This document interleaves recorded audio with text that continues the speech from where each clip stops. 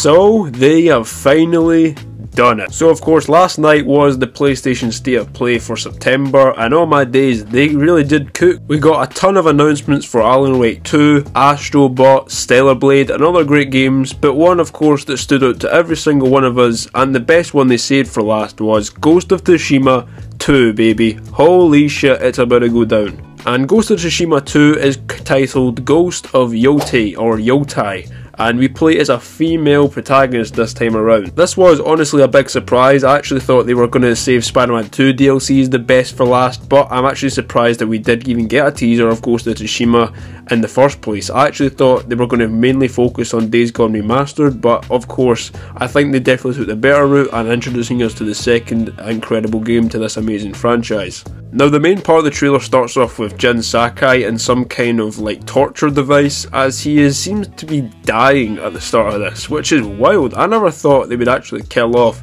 fucking Jin Sakai of all people, and I thought he was going to be a big part in the sequel, and I thought he would have not been the main character, but I thought they would have had a better character to take over from him.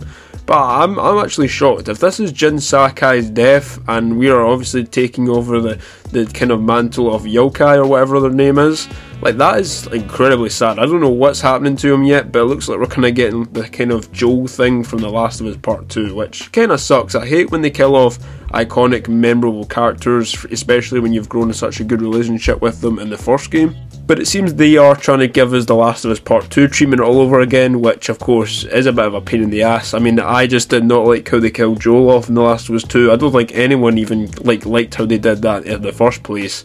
And for Jin Sakai to just properly die in the sequel, I think it is going to break a lot of fans.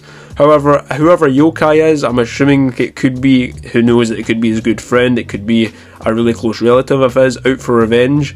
I mean, it's not bad. It's definitely got a lot of Last of Us 2 vibes to it. I can kind of sense it might try and get towards the Last of Us 2 kind of vibes, considering Naughty Dog has been very quiet on what they're doing with their Last of Us franchise. I mean, I could definitely be wrong here, that Yotei is probably not the main female antagonist that we play as, but of course we actually don't really know her name properly. I mean, Yotei is just kind of like the name of the sequel. But it's very refreshing to actually play as a female for a change. I think a lot of people just start to play as men in a lot of different types of games nowadays, especially with just modern gaming. There's so many different types of female and male protagonists that we don't really seem to get many female protagonists in each games, which I don't mind, man. Like, I think there should be a little bit more, other than besides how Tomb Raider made it popular, Lara Croft and all of that. But I think there should be more. I mean, especially with GTA 6 coming in around that time.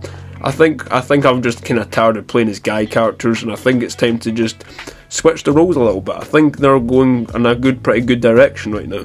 Now, as far as the story goes, I don't think it will be a revenge arc. I think it probably will just be a completely entirely different story, unless they are actually trying to link this female protagonist in with Jin's story. I highly doubt it. I think they probably are making Jin's story to rest. I know it probably might not be leading into kind of like the Last of Us 2 kind of vibes, but hopefully not. I just want to see a fresh new take on this story and in this kind of historic times that we're in with these types of games.